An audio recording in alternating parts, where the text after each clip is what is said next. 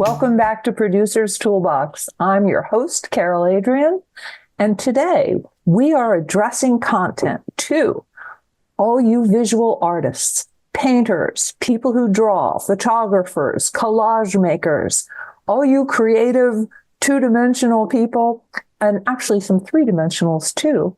And today we have a very cool guest. My friend Todd Hestand is the founder and director of sidearts.com. And we are going to talk about what you can do with your finished art. Now, I know some people, of course, would like to sell it, make some money, get it in a gallery, but there are an awful lot of avenues because some people want to make it and maybe share it, but not sell the originals.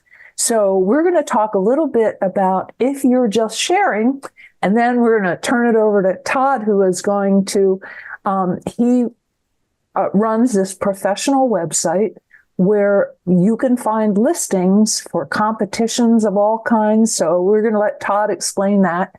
But thanks, Todd. Hi, welcome. Hi, thank you, Carol. Glad to be here. Great. Well, let's talk a little bit about artists who just want to share it. We're not putting it on the market yet. And I always think, I have a close friend, Louis Christopher, who's a painter.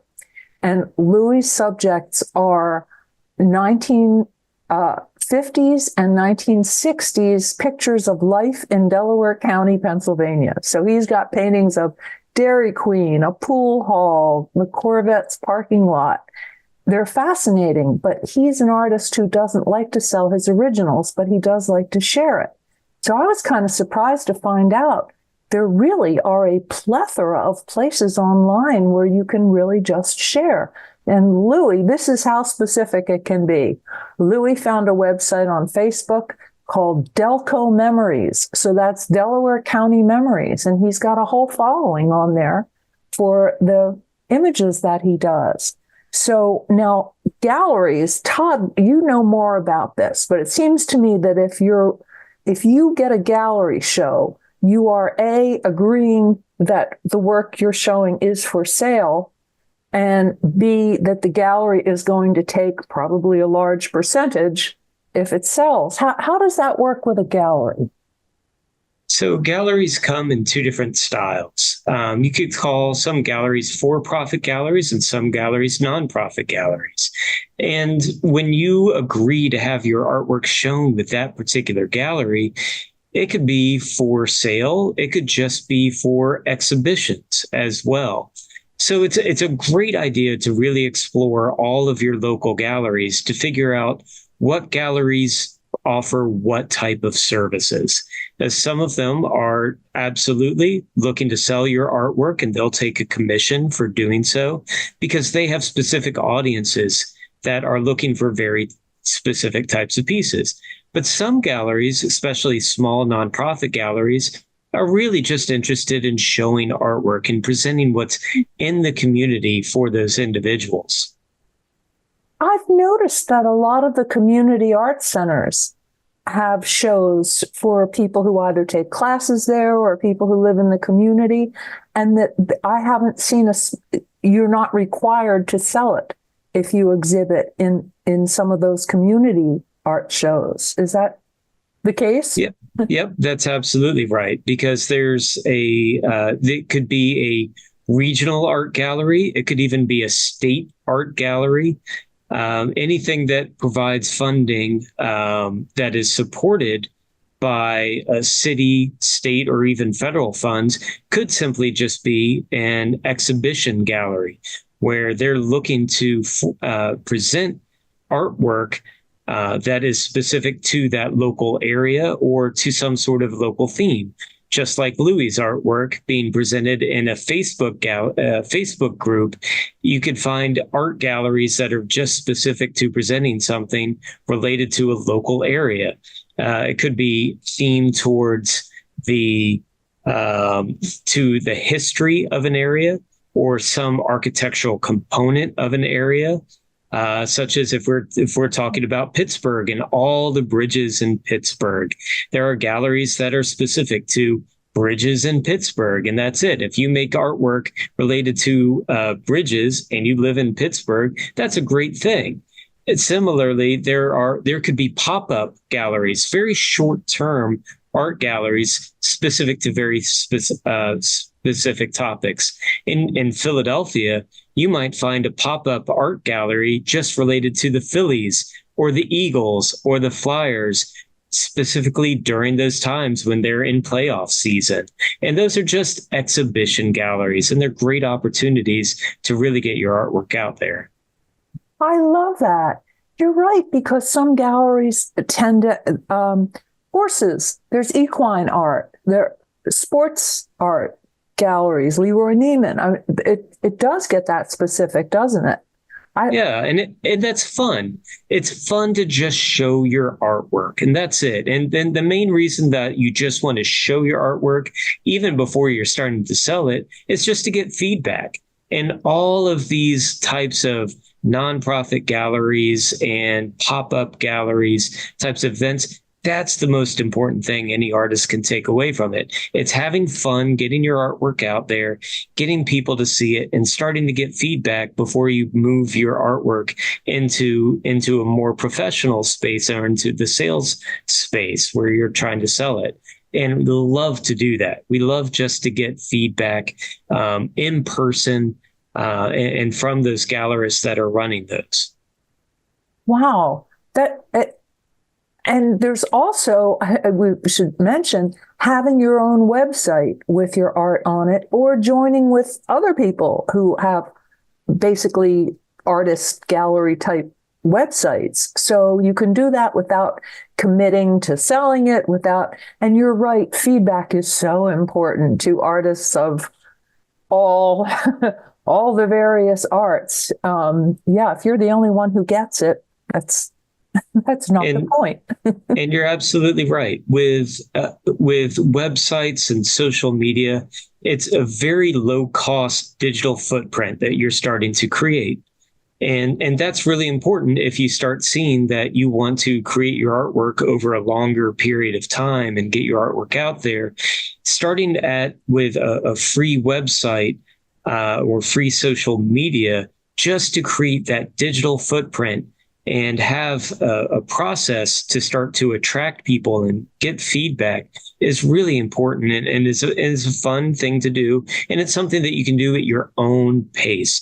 No one's pushing you to do it. No one's pushing you to do an expensive website and start paying for digital advertising or anything like that. Just to create those accounts and start putting your artwork on the internet is really an important part of this process.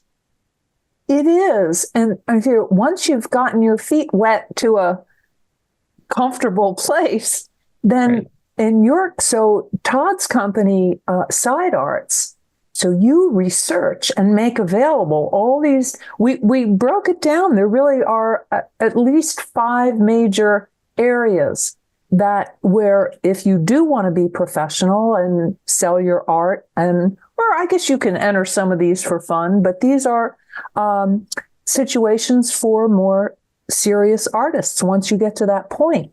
Well, let's talk a little about competitions, Todd. What goes down with that? If I were going to Side Arts to research competitions, what am I going to find out? Well, first and foremost, you should always be having fun. If it's not fun, you shouldn't be doing it.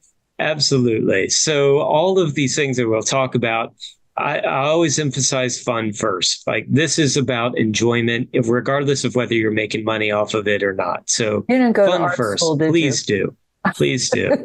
Art school, I always said art school, you spend as much time as medical school people. If it takes 20 hours to produce, it takes 20 hours. So I'm going to weigh that fun thing. It's fun at the end when it's done. Yeah. But so let's talk about those competitions. Yeah. So competitions are usually the most common thing that most emerging or starter artists will get involved with. And they're very simple. It's just to say there's an organization out there that is is interested in a specific type of artwork, or certain type of photography. And they're really just looking to put out a competition. You can submit your artwork to the organizer. The organizer will pick a top 5 based off of their own categories, and there's usually some sort of prize involved. The nice thing about all these competitions is you usually don't have to ship your artwork there. These are all usually online competitions where you're submitting images of your artwork for them to jury in a process, and they will decide whoever the winner is. And there's usually some amount of cash prize or some sort of compensation in terms of artist tools, resources, or some sort of artwork that is being offered in return. Oh, that is a really important thing, I think, like knowing when you're going in. Now, does it cost to enter the competitions, or are many of them free to enter? It usually costs a nominal fee to enter a competition, because that's how they end up paying the award prize money back to the artists.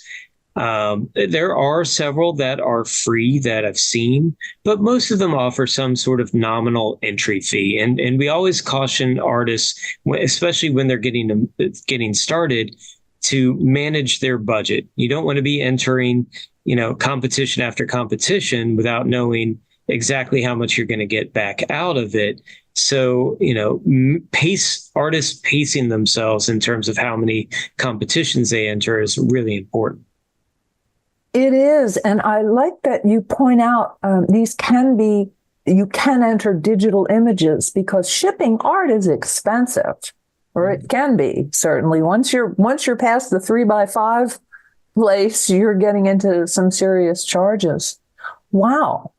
So a second area where you can show, enter, compete, sell, would be exhibitions. Can you talk a little about what kinds of exhibitions are open to artists? Right. So exhibitions kind of take the competition to the next level. So the real difference there is that these are going to be live showings of your artwork.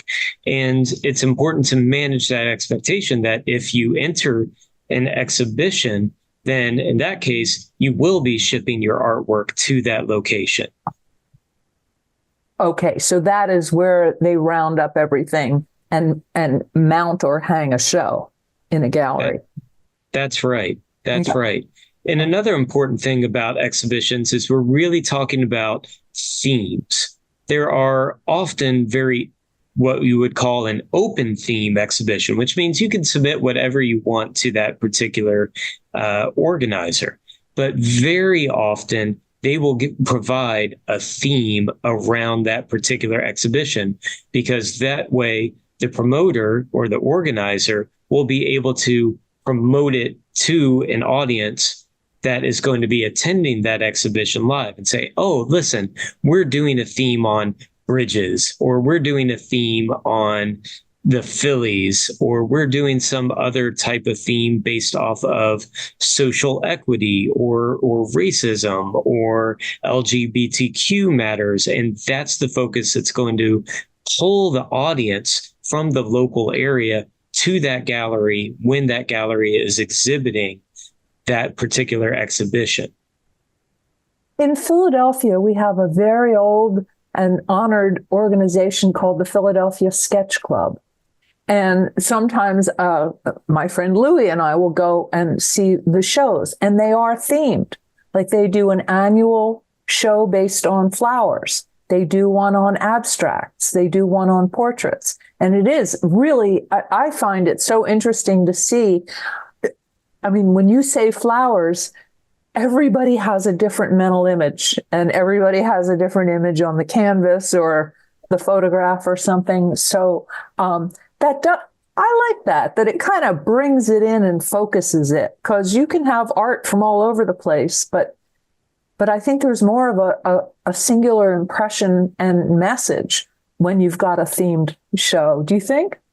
Yeah, that's absolutely right. And it's really about drawing the audience. And I think your flower example is spot on, because what I would recommend, or what I'd see, if the Philadelphia Sketch Club is going to be doing an exhibition on flowers, when would a good time for that to be? Well, during the Philadelphia Home and Garden Show, or when the Philadelphia Flower Show. Right. That way, with all those people in town for the flower show, why don't we walk on over to the Philadelphia Sketch Club, because they have a flower art themed art exhibit happening at exactly the same time. I think that's great when it all kind of matches up. You mentioned something else that I hadn't thought of, which are art events or art fairs. Can you tell us a little about how they work? Right. So that's another really great opportunity. Whether you're selling artwork or just want to get feedback, art fairs and art vendor events are really, really important. And in these cases, you're going to have a very short time window, perhaps a day, perhaps over a weekend, where a promoter is going to put together an event where you have multiple vendors set up in stalls over in a very specific location, and they're going to promote that event in the city where that's happening, where the attendees are going to come over that period of time and look to shop and buy artwork. Typically, the artist is going to rent their booth space or their tabled space at this particular event, set up their artwork, and then they should be prepared to sell or show their artwork depending on what they want to do and accomplish during that period of time. These will be a little bit more expensive than a competition, and depending on the notoriety of that art fair, can become very expensive. So again, it's important for artists to manage their costs when they're setting up these types of events. In Philadelphia, there's the Rittenhouse Square Art Show, which happens twice a year, and it's impressive. And it's like getting to go to 35 different museums in one day. And I notice if you're on the buying art end of things, or you want to add to your collection, like that, an art fair like that is a great thing. I've noticed over the years that many artists who show at those more expensive shows, and they have like everybody's got a little tent. And so they'll show great big pieces, but many of the artists will also have like 5x5 paintings. They'll have a basket or an exhibit of much smaller paintings that are more affordable than the $5,000 and $10,000 giant fabulous pieces. So it is a good place where if you're buying art, you can start small. Mm-hmm. But it's a good thing to think for artists. If you're doing that and you do want to make money from it, it's nice to have an affordable range too, to build up your clientele. And then when people begin to collect your art, they'll go for the bigger pieces eventually. But yeah, that's absolutely right. And it really is a full range, from the Rittenhouse Art Fair to the Philadelphia Museum of Art's art show, which is one of my favorites. But on the other end, there are events and vendor events like the Passyunk the Passyunk Street Art Fair, or Art for the Cash Poor, or local neighborhood art fair and events that are themed, that are great places just to get started as you're working your way through your art career. Now, there's a term that not everybody may relate to, but residency, which is another kind of an opportunity for artists. And I know in my field, filmmaking, there are residencies for filmmakers, but may I let you explain how that works? Yeah, I think a more fun word for residency is an art hotel. And this is where artists want to go to spend some time with their art, creating art in a very specific location for a very specific reason. So you might find a artist residency in the Pennsylvania wilds or up in the Poconos, where you are secluded in a artist studio made for making art themed towards that area, and you are just in your moment and in your present self, just there to immerse yourself in your own art practice over a specific period of time. It could be a weekend, it could be a week, it could be a whole month, where you're in this remote art studio focused on just creating your art. And that's what an art residency is. Actually, there are lots of residencies for writers where, exactly as you say, you go to a remote area frequently in the country and for a week, 2 weeks, a month, where you write and you're among other writers and critiquing each other's work and encouraging each other. That's a pretty interesting way to go, a residency. Right. And residencies, when I say remote, could operate in both ways. If you're from the city, a remote residency may be out in the country. But perhaps if you're from out in the country, doing a residency in a city is remote as well. So it's absolutely true to find residencies in local universities, like Temple University or Drexel. They might have artist residencies as well as residencies in other educational institutes or art galleries. We have in Philadelphia the Fabric Workshop and Museum, and they always have I think it's like a fellowship. They have an artist in residence who, is invited in and spends, I don't know what percentage of time, but usually they have something where they'll have an event where you can go and speak with that artist. So if your art is on fabric, that's a place to look into too. There's something else, and this is something else that I think goes across the field of content creation in general, which is a request for proposals. Sometimes you see that RFP, and that can mean screenplays, paintings, all kinds of different stuff. But how would it work? How does it work for visual artists? So requests for proposals are kind of the big end of creating artwork. And typically we'll see those when it comes to a city or a developer looking for a big public art installation. And what they're looking for are for artists to submit concepts to the organizer, in which case the organizer will look at these concepts of art. Could be big three-dimensional sculptures. It could be painted benches. It could be an entryway to a hotel where an artist will present their proposal for that specific area, for that specific concept. And then the organizer or city agency will select a single or sometimes multiple winners for those particular proposals, in which case they would then compensate the artist for developing the idea further and then eventually implementing and installing that artwork. Again, in Philadelphia, we were lent a sculpture of Harriet Tubman, who during the Civil War shepherded many people to freedom in the North from slavery in the South. And it felt like the city wanted, we only had her for a brief period of time, a few months, but they put out an RFP for a statue we could keep. So there is one under consideration now. So Philadelphia may get its own Harriet Tubman statue as a monument and memorial to an incredibly fearless, brave, and determined woman. So, right. Yeah, it's really a big field.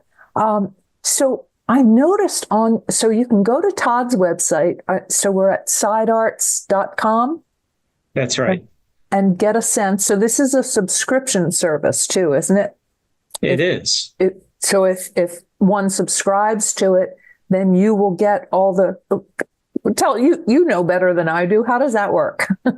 So what Todd Arts does is we have particular clients which offer all of these types of opportunities that we've talked about: the competitions, exhibitions, residencies, vendor events, and RFPs. And our clients will come to us to help promote those particular opportunities to all the artists that are on the website. The cool thing is it's absolutely free to access all of that information. Oh. And any artist can go on and search through all of those call for artist opportunities and find them on the website. And not only do we have all the current ones that are listed on the website, we also have an archive of past call for artists on the website as well, so that if you want to research past opportunities, which generally many of our clients come back and present new opportunities over a period of time, you can find those opportunities and find old listings with contact information as well. Wow. So if you are an artist and you're willing to put a little bit of time into the hunt and the research, there really are incredible avenues available to exhibit, to display, to sell, to generally get your art out there. So I encourage all you guys to check out Side Arts, and you may be doing the next Pepsi commercial art. So, well, thank you so much, Todd. Come back anytime, and we look forward to seeing everybody again on Producer's Toolbox. Thank you.